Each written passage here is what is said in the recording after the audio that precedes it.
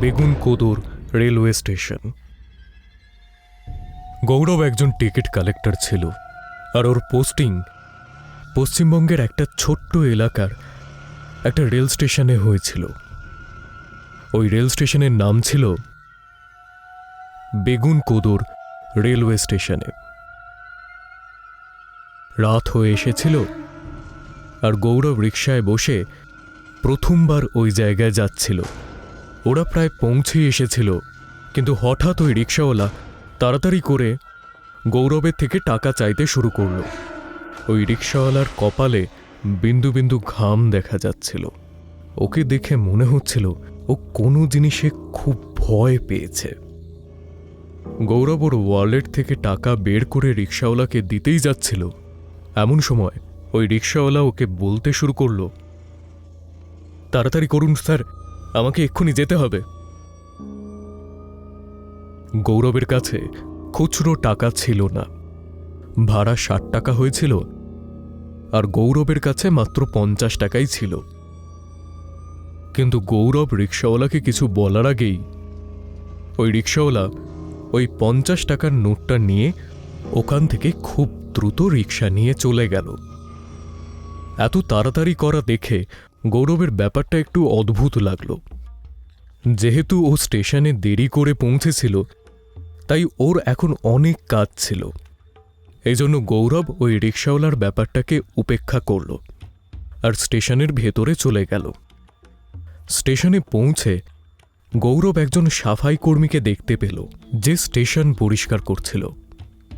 গৌরব যেই ওর কাছে গেল, ও হাসল এবং সে নিজের কাজ ছেড়ে গৌরবকে স্টেশন দেখাতে লাগল।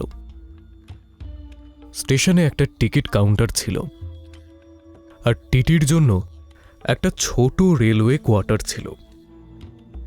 গৌরব যখন স্টেশন পুরোপুরি ফাঁকা দেখল, তখন সে মজা করে ওই কর্মচারীকে জিজ্ঞেস করল, এখানে এতই কি ফাঁকা ফাঁকা থাকে, নাকি কেউ যাতায়াত করে? এটা শুনেই ওই কর্মচারী একটা অদ্ভুত উত্তর দিল। ও বলল, সাহেব, কোনো গ্রামের লোক আসুক বা না আসুক, ও তো আসবেই। এটা বলেই ওই কর্মচারী চুপ করে গেল। গৌরব ওকে জিজ্ঞেস করল ও কি বলতে চাইছে, কিন্তু এটার কোনো উত্তর ওই কর্মচারী দিল না। আর কথাটাকে এড়ানোর জন্য ও গৌরবের জন্য চা আনতে চলে গেল। আজ গৌরবের ওই স্টেশনে প্রথম রাত ছিল। গৌরব অফিসে বসে কিছু রেজিস্টার আপডেট করছিল, আর তখনই একটা ট্রেনের জোরে আওয়াজ এলো। ওই রাতের প্রথম ট্রেন, যেটা বেগুনকোদর স্টেশনের ওপর দিয়ে যাচ্ছিল, ওটা চার্টের হিসেবে তো স্টেশনে থামার কথা ছিল, কিন্তু ওই ট্রেন না থেমে স্টেশন থেকে এগিয়ে যেতে লাগলো। এর মধ্যে গৌরব দেখল একজন মেয়ে ট্রেনের পেছনে পেছনে প্ল্যাটফর্মের ওপর দৌড়ে যাচ্ছিল ট্রেনটাকে থামানোর জন্য। গৌরব যেই উঠে প্ল্যাটফর্মে পৌঁছল, ওই মেয়েটিকে ও কোথাও দেখতে পেল না। ওর মনে হলো এটা বোধহয় ওরই মনের ভুল হবে, আর এই জন্য ও নিজের অফিসে আবার চলে এলো। এইভাবে আধ ঘন্টা কাটার পর আরেকটা ট্রেন যেতে লাগলো, কিন্তু সেটাও থামল না এবং সেখান থেকে চলে যেতে লাগলো। গৌরব ট্রেনের ব্যাপারে কিছু ভাবতে যাবে, এমন সময় ওই মেয়েটিকে গৌরব আবার দেখতে পেল। ওই মেয়েটি ট্রেনের পেছনে প্ল্যাটফর্মের ওপর দিয়ে দৌড়ে যাচ্ছিল। গৌরব ওই মেয়েটিকে ডাকতে লাগল, কিন্তু ওই মেয়েটি ট্রেনের পেছনে দৌড়তে দৌড়তে চলে গেল। এইবারেও গৌরব যখন প্ল্যাটফর্মে পৌঁছল, ওই মেয়েটি আবার কোথাও হারিয়ে গেল। গৌরবের এবার ব্যাপারটা একটু অদ্ভুত লাগলো। এই জন্য ও ভাবল পরের ট্রেন আসার সময় হলে ও প্ল্যাটফর্মে দাঁড়িয়েই অপেক্ষা করবে।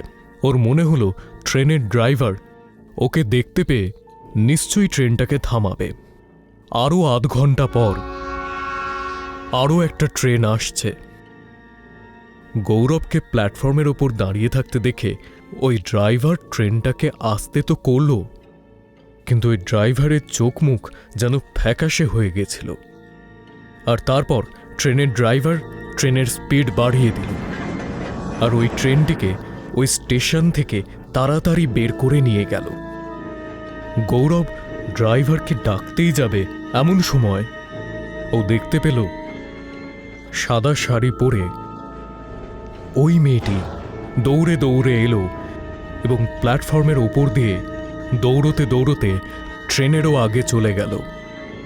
গৌরব নিজের চোখকেই বিশ্বাস করতে পারছিল না,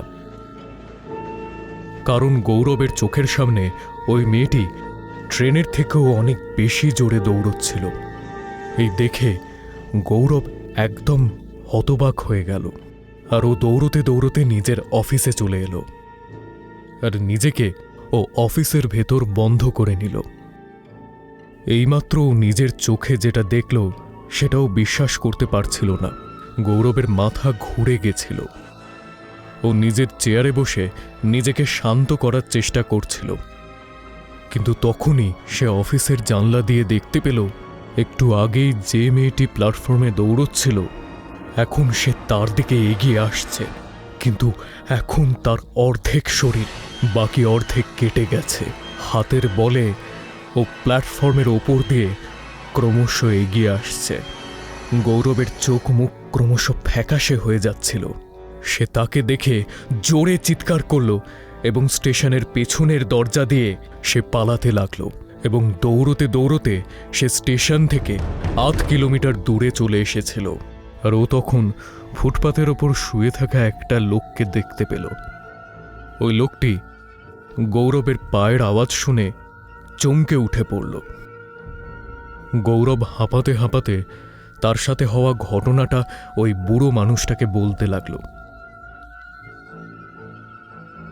ফুটপাতের ওপর শুয়ে থাকা সেই লোকটি গৌরবের ইউনিফর্মটাকে চিনতে পারল আর ওর দিকে তাকিয়ে হাসতে হাসতে বলল, যদি ও নিজের জীবনের চিন্তা করে তাহলে যত তাড়াতাড়ি সম্ভব নিজের পোস্টিং যেন বদলে ফেলে। সে বলল, বেগুনকোদর রেলওয়ে স্টেশন ভুতুরে একটি স্টেশন। সে বলল, ওই রেলওয়ে স্টেশন 40 বছর ধরে বন্ধ পড়েছিল আর 2009 সালে যখন স্টেশন আবার চালু হলো তখন থেকেই কোনো না কোনো ভৌতিক ঘটনা ঘটে চলেছে। মনে করা হয় আজ থেকে প্রায় 50 বছর আগে স্টেশনের আউটার রিংয়ে একটা মেয়ে কাটা পড়েছিল। সবাই মনে করে ওই স্টেশনের আত্মাটা ওই মেয়েটির। বেগুনকোদর স্টেশনে রাতের সময় কোনো ট্রেন দাঁড়ায় না, কিন্তু ওই মেয়েটির আত্মা রাতের বেলা যত ট্রেন যায় প্রত্যেকবারই ওই ট্রেনের পেছনে দৌড়তে দেখা যায় আর একইভাবে দৌড়ে ট্রেনের সামনে চলে যায়। এই স্টেশনে যারাই কাজ করতে এসেছে হয় তারা নিজের মানসিক ভারসাম্য হারিয়েছে আর না হয় তাদের সঙ্গে কোনো ভয়ানক দুর্ঘটনা ঘটেছে। এই জন্য এখানে কেউ কাজ করতে চায় না, আর না তো এখান থেকে কেউ রাতের বেলা ট্রেন ধরে। গৌরব এই সব কিছু শুনল আর ওই রাতেই সমস্ত কিছু ছেড়ে নিজের গাঁয়ে ফিরে গেল। এই জন্য তাকে কিছুদিনের জন্য চাকরি থেকে বরখাস্তও করে দেওয়া হয়েছিল, কিন্তু হয়তো ওই স্টেশনে কাজ ছেড়ে ও নিজের জীবনটাকে বাঁচিয়ে নিল। আপনার কি মনে হয় পশ্চিমবঙ্গের বেগুনকোদর রেলওয়ে স্টেশন সত্যি সত্যি হন্টেড?